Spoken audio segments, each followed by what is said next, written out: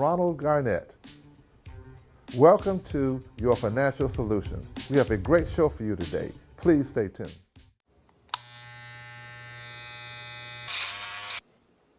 You've messed up your son's haircut. Mom? Do you A, try to fix it, Like it never happened. B, work with what you got, or C, show solidarity? Thank you, baby. As a parent, there are no perfect answers. But you don't have to be perfect to be a perfect parent. Thousands of teens in foster care will love you just the same.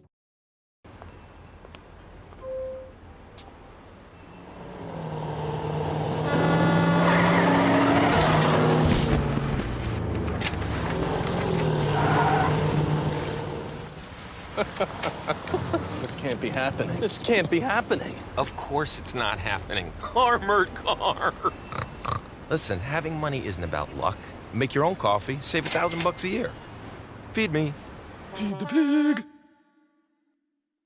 Sergeant Michelle Garcia served meritoriously in Iraq and has the medals to prove it. Soon after leaving the Navy, Lieutenant Chris Scott found a job, a home, and started a family of his own. Corpsman Richard Stokely took the skills he learned in Vietnam and put them to good use as a paramedic. But soon after leaving the military, each of these veterans fell on hard times and faced homelessness. Even after Michelle lost all her savings, even after Chris wasn't able to pay his mortgage, and even after Richard battled alcoholism for years, they each reached out for help when they needed it most. A simple phone call put them in touch with a trained professional from the Department of Veterans Affairs. That call got Michelle a place to stay until she could afford one of her own, put Chris in touch with employment assistance, and found Richard a substance abuse program. These veterans are success stories not only for how they were able to help others while serving their country, but for how they were able to let others help them. If you know of or are a veteran in need, make the call.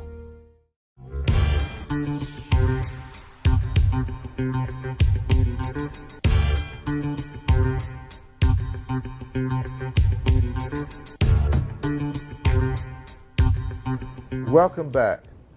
We have a very interesting guest today, Bella Bruce of WLJ Angel Gowns. You're a Georgia nonprofit, correct? Correct, we are. Now, what is the purpose or basis of your nonprofit? The basis of our nonprofit is to help families who suffer infant loss. We lost my grandson, this is Wyatt, last year at birth. And unfortunately, the angel gown we were hoping to get, we were unfortunate in not being able to get. So to help other families not have to worry about what their baby will wear, we provide angel gowns and angel wraps to them free of charge. Okay, so that's how your nonprofit got started? Correct. Okay, out of something you went through, as a matter of fact. Absolutely.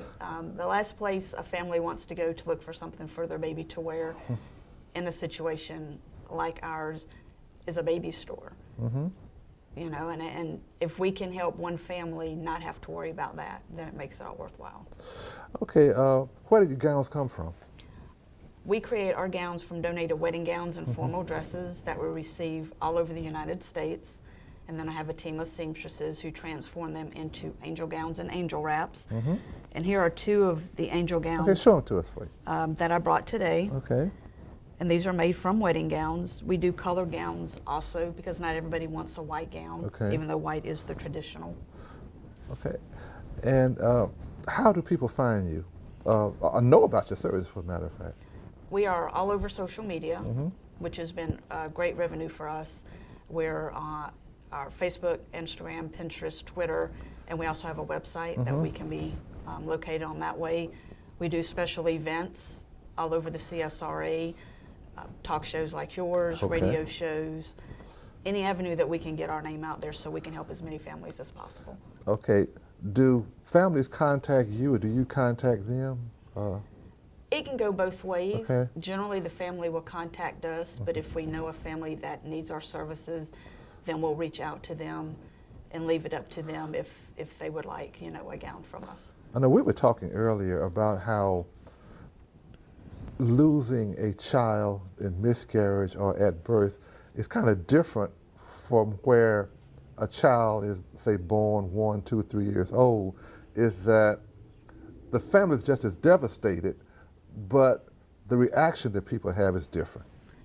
It definitely is. When you announce that you're pregnant, you're thinking of the baby shower and bringing your baby home. But when you have that loss, it puts you in such a state of shock. And then you have friends and family who don't know how to react to you. So infant loss families are treated so much more differently, but the loss is still the same. Yes, I was telling you earlier that once you hear that baby's heartbeat, and it's so different when you hear an infant's heartbeat, and then the baby is there, you love it, and then one day it's just gone, and people don't really know how to react to that, and they don't understand that you love that heartbeat just as much as you would love a full-grown child. Absolutely, and it is no different.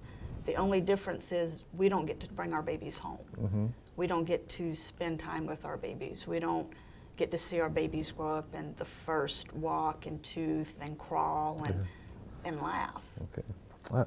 Now, you do this all over the country? Correct. We donate anywhere within the United States, whether it's a hospital that is in need of our gowns or a family. And it can be a mom or a dad that contacts us. It can be a grandmother. It can be any kind of a family member. It can be a friend, that contacts us and lets us know that they know somebody that needs our services. And what size do you go in these angel gowns? Our angel gowns, we go up to newborn, but we are able to accommodate early losses, as in miscarriages. We have wraps that are 5, 7, and 10 inches. And then our gowns, like I said, go up to newborns because we believe every baby deserves something regardless of their gestation.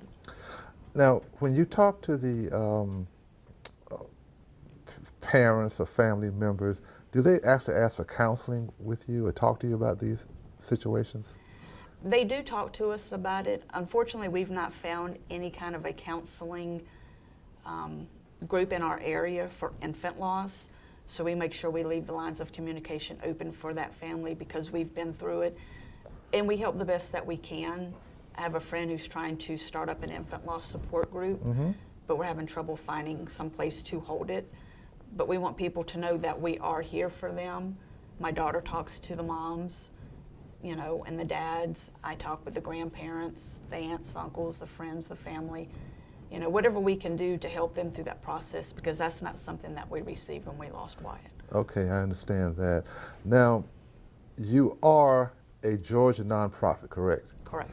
Now, you have applied for your 501c3 status, correct? Correct. That's We're waiting on that now. We should get it within the next month or so. That's your tax exempt status? Correct. After that time, you can get donations that are tax exempt, and you can apply for grants and things such as that. Correct. Okay, so you are moving forward, and really want to thank you for your service. You have filled like a void that people don't really understand.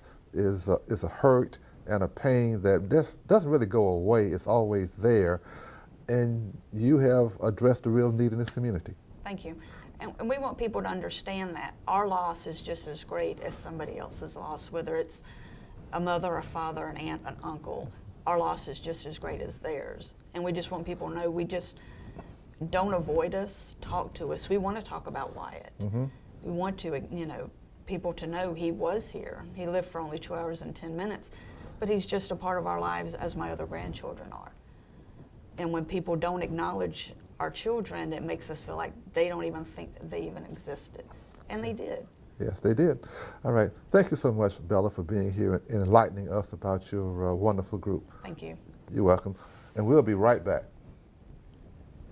It takes less than 1 minute to find out if you may have prediabetes. You can do it here. But you probably won't. You're busy. Kids, work, show coming back in 48 seconds. So let's do this now. Hold up one finger if you're a man, women, 0. 3 more fingers if you're over 60, 2 over 50, 1 over 40. If you're not sure, keep in mind you're sitting on a couch right now, so 1 more finger if you're not very active. 1 finger if yes, 0 if no. 1 yes, 0 no. Next, find the body type that looks most like you and hold up that many fingers while I look around awkwardly. And that's it. If you're holding up 5 fingers or more, you probably have prediabetes. Sorry to be so blunt, but hey, you're busy. Just go to the site. Fancy pants peanut butter? A big screen television? You haven't even bought a sofa yet. A motorcycle? When your father finds out, he's gonna flip his shoes with 2 buckles? What do you even need 2 buckles for? Mr. Big Shot, buying whiskey shots for everybody in the bar. From the looks of it, I'd say nobody even remembers. Feed the pig.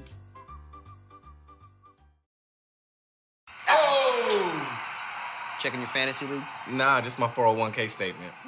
Nice. Where'd you find the money for that? I just been saving a little every month.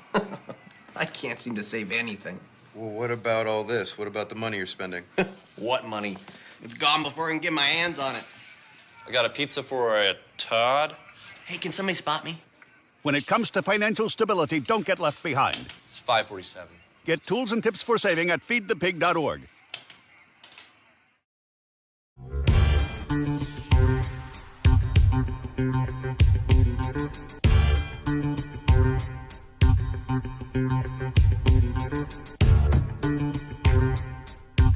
We're back with our next guest, Kurt Mueller of Mueller Financial Group.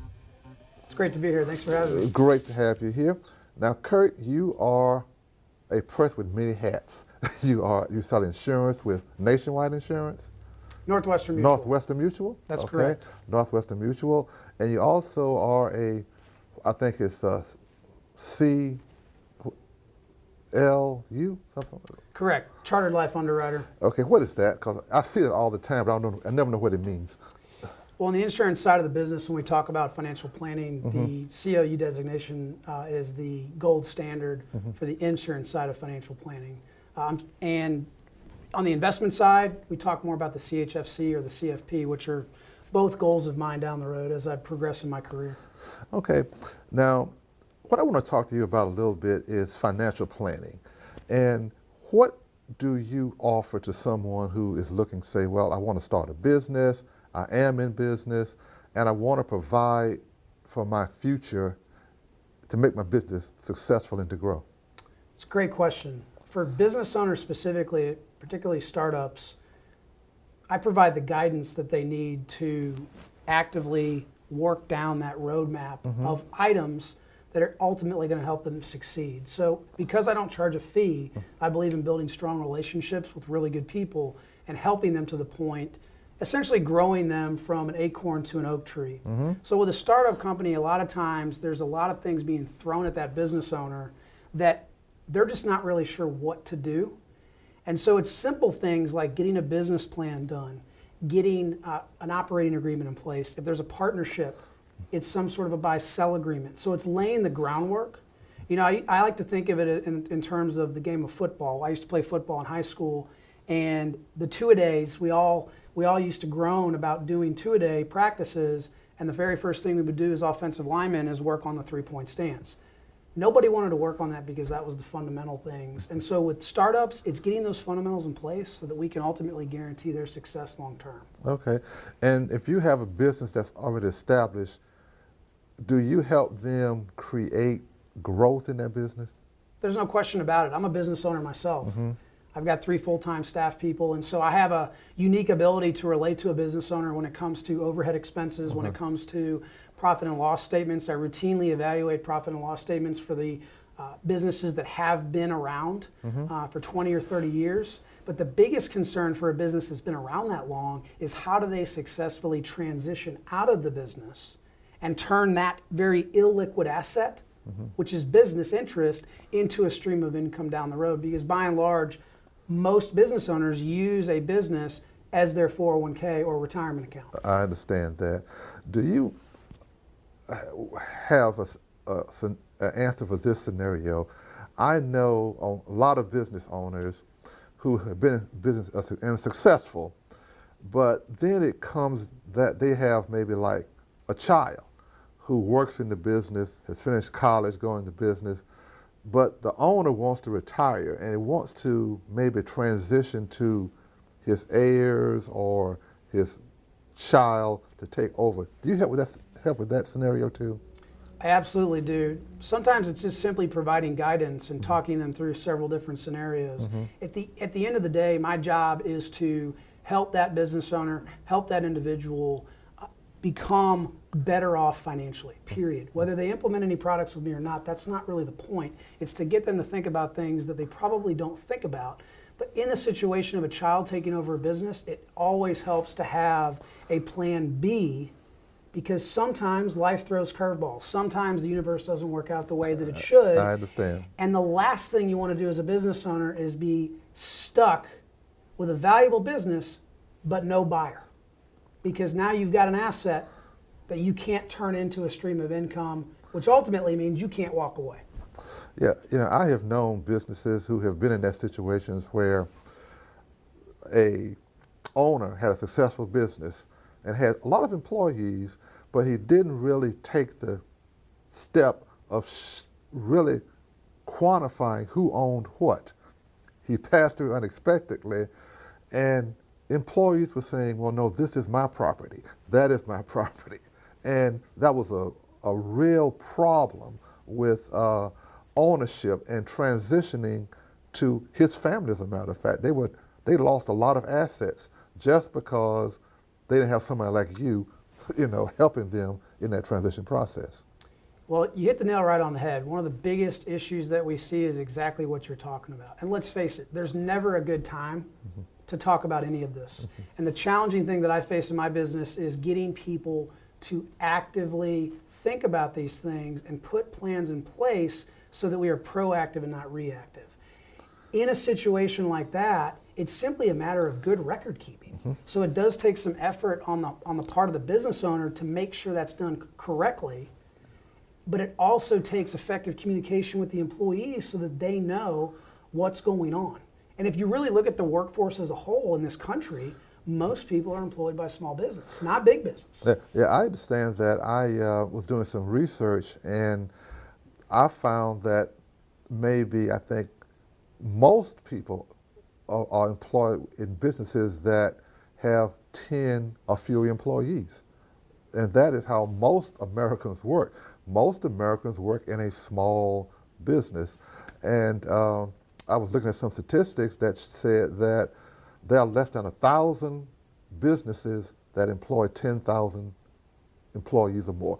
Out of maybe 30,000 businesses, less than 1,000 are big employers. So most of the time, it's a small business that just gets started and grows, and then they say, look around and say, we wish we had had somebody talking to us at the very beginning before we got down this road. But it's never too late, is it? It's never too late, but it's also never too soon. That's what I always tell my business owners that I work with. Another challenge that those business owners face is the fairly poor public perception of people in my industry, the financial services industry.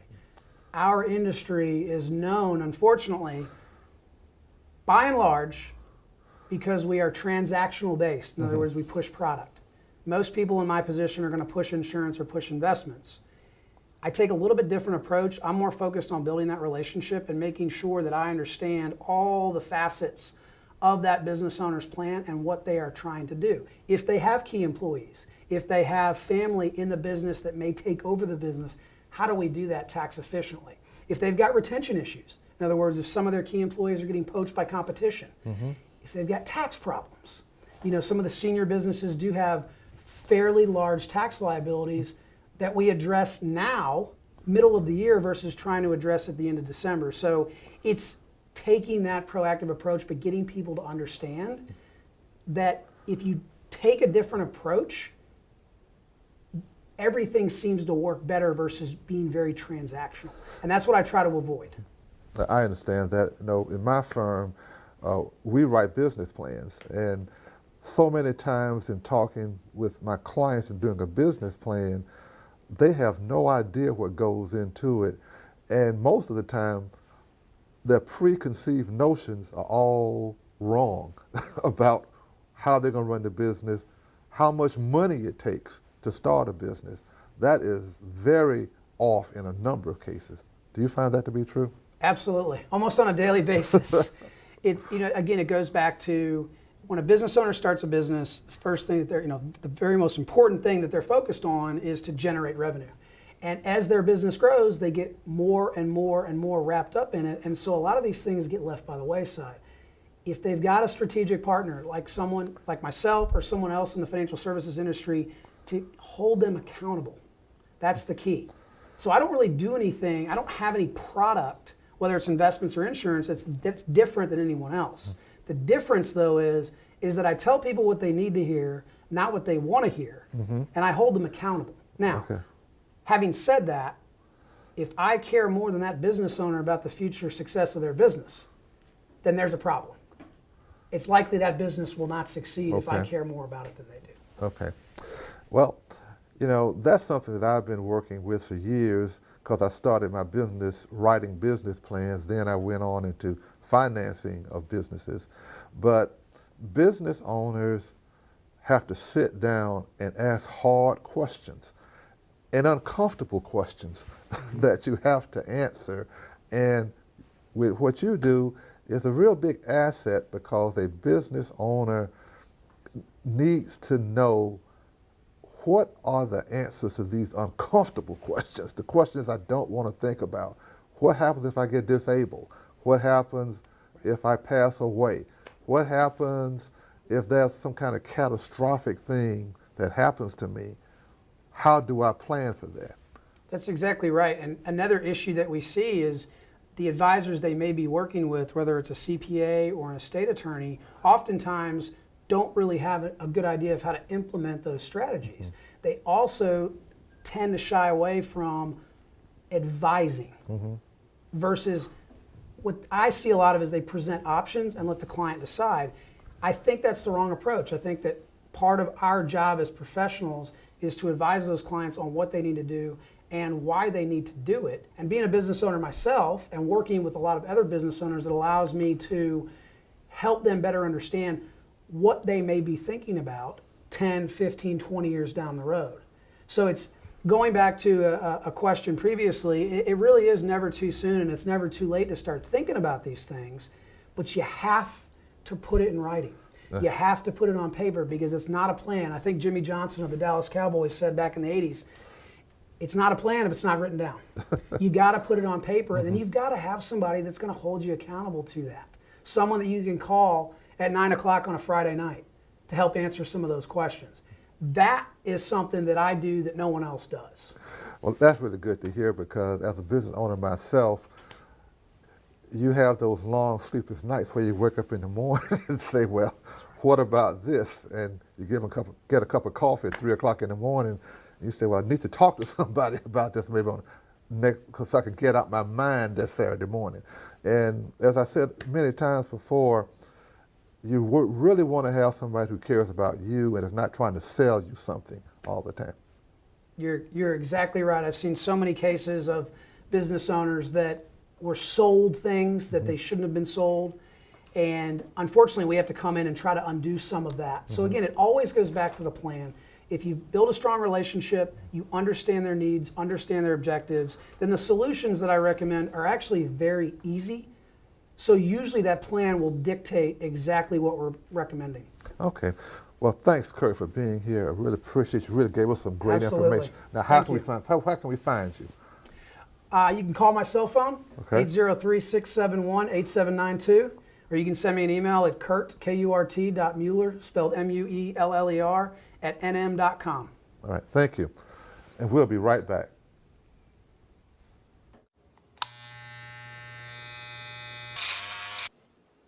You've messed up your son's haircut. Mom? Do you A, try to fix it? Like it never happened. B, work with what you got? Or C, show solidarity? Thank you, baby. As a parent, there are no perfect answers. But you don't have to be perfect to be a perfect parent. Thousands of teens in foster care will love you just the same. It takes less than 1 minute to find out if you may have prediabetes. You can do it here. But you probably won't. You're busy. Kids, work, show coming back in 48 seconds. So let's do this now. Hold up one finger if you're a man. Women, 0. 3 more fingers if you're over 60. 2 over 50. 1 over 40. If you're not sure, keep in mind you're sitting on a couch right now, so 1 more finger if you're not very active. 1 finger if yes, 0 if no. 1 yes, 0 no. Next, find the body type that looks most like you and hold up that many fingers while I look around awkwardly.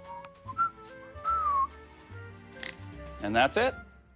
If you're holding up 5 fingers or more, you probably have prediabetes. Sorry to be so blunt, but hey, you're busy. Just go to the site. To Maddie, congrats on paying off all those student loans. Finally, right? How'd you manage that anyway? I started tracking my spending, changed a couple of habits. Wow, I'm kind of living paycheck to paycheck right now. I don't even know how I'm doing it. Well, have you tried saving a little? I want to, but where's that money gonna come from? Bill collectors, they're the worst. Am I right? When it comes to financial stability, don't get left behind. Not home. Get tools and tips for saving at feedthepig.org. Chocolate, vanilla, and cinnamon, apple, honey, and berry blend, strawberry, wildberry, tangerine, mango, raspberry, wintergreen. That's how you make cancer sweet. Why do you make tobacco taste sweet? Oh, why do they make tobacco taste sweet?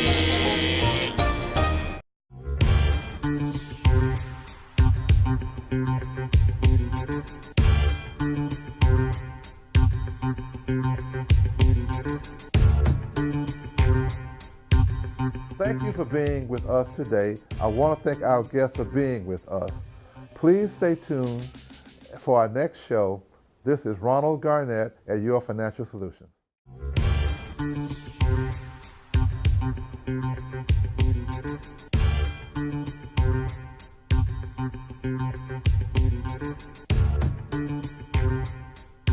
Thank you for tuning in to our show today. We hope we gave you some information to help you with your financial solutions.